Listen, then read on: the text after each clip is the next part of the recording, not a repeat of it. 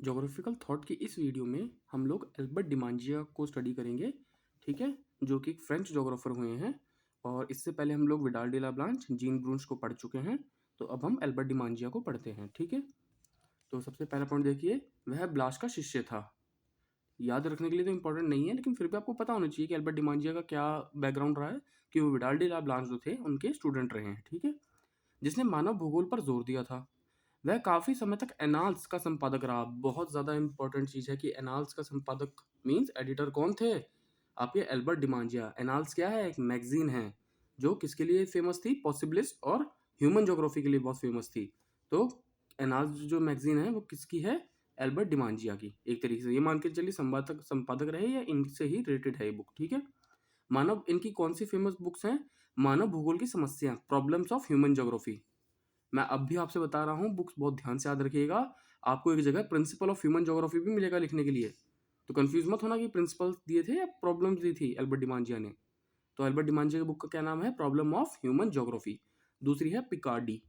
ठीक है, और फिर क्या है? संपूर्ण भौगोलिक परिवेश के लिए ज्योग्राफिकल मिलिल्यू शब्द का प्रयोग करता। तो ये पूछ सकते हैं आपसे कि एक तो ये दोनों बुक, और तीसरा कि इन्होंने संपूर्ण भौगोलिक परिवेश, कंप्लीट ज्योग्राफिकल एनवायरनमेंट के लिए कौन सा वर्ड यूज किया था? ज्योग्राफिकल मिलिल्यू। ठीक है, ये आपसे पूछ सकते हैं। एल्बर्ट डिमांजिया के बारे में इतना ही इंफॉर्मेशन अवेलेबल है। बाकी हम थोड़ा सा माजिद हुसैन से पढ़ लेते हैं।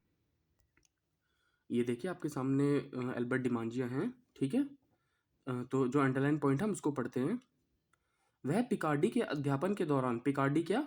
वही मैंने आपको बताया जो इनकी फेमस बुक्स हैं, उसके अध्यापन के दौरान एक मोनोग्राफ, ठीक है, प्रस्तुत कर लोकप्रिय बन गया। उस मोनोग्राफ का नाम क्या था?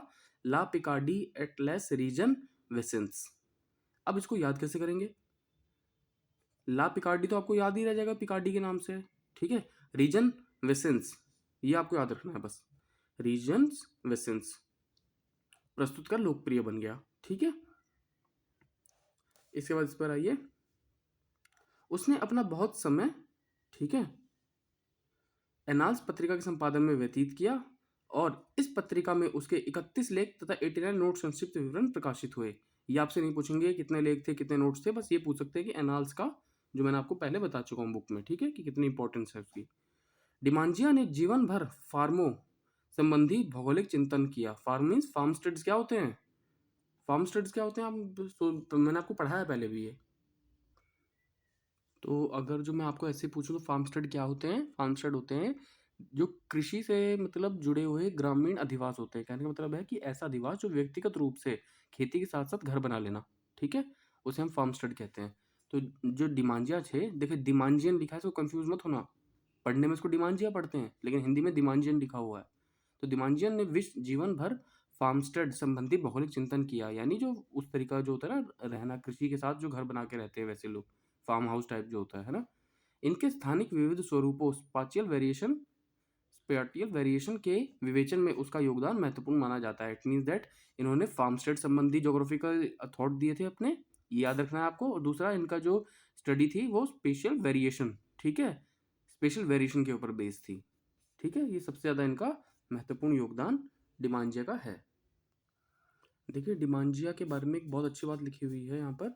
इंग्लिश की बुक है ये आपकी, माजिद हुसैन साहब की, उसमें लिखा हुआ है ही एडवाइज मीन्स डिमांजिया एडवाइस करते थे अपने स्टूडेंट्स को क्या, कि वो वर्क करें किस पर? जो मेजर पॉपुलेशन ग्रुप्स हैं, population group means ethnicity group होते हैं ना, निर्जातीय है, ठीक है, उनके ऊपर स्टडी करने के लिए बोला था इन्होंने।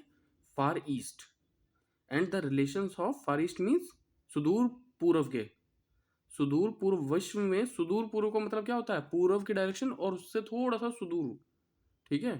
फार ईस्ट मतलब क्या होता है? कि बिल्कुल पूर्व की तरफ अगर जो हम बात करें तो उसको वो लिए बोलते हैं फार ईस्ट।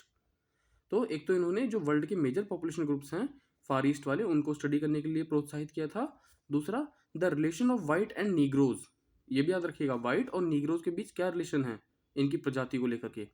इरिगेशन इन एरिड कंट्रीज, जो शुष्क देश हैं, शुष्क मीन्स जहाँ बारिश कम होती है या सूखा पड़ता है, वहाँ पर इरिगेशन क्या कैसे सिस्टम है, और सिटीज़ का ग्रोथ कैसे हुआ है, the growth of the great cities, ठीक है, उसमें भी इनका कंट्रीब्यूशन रहा है कि इन्होंने इस तरीके से बच्चों को प्रेरित किया कि आप इसमें भी स्टडी कीजिए। तो ध्यान रखना कि डिबांजिया का स्पेशल कंट्रीब्यूशन, एक तो इनकी जो बुक है पिकार्डी, ठीक है, और उनका पूरा नाम एक तरीके से याद रखिएगा, रीजन वेसेंस का नाम से जो मैंने बताया आपको, प्लस एनाल्सन की बुक रही है फेमस, ठीक है। और इन्होंने ज्योग्राफी में मिरिलियू वर्ड यूज़ किया है संपूर्ण भौगोलिक परिवेश को लेकर के, ठीक है। और इन्होंने जीवन भर जो है फार्म स्टेड्स है ना, जो फार्म हाउस टाइप का होता है वैसा थॉट डेवलप किया है अपना, उससे रिलेटेड जो है, प्लस स्पेशल वेरिएशन की विवेचना उन्होंने की है, ठीक है। स्थानिक विविध स्वरूप, इसे इंग्लिश में कहते हैं स्पेशियल वेरिएशन, उससे रिलेटेड इन्होंने अपना बताया है, ठीक है। तो ये आपका एल्बर्ट डिमांजिया कंप्लीट होते हैं। ओके।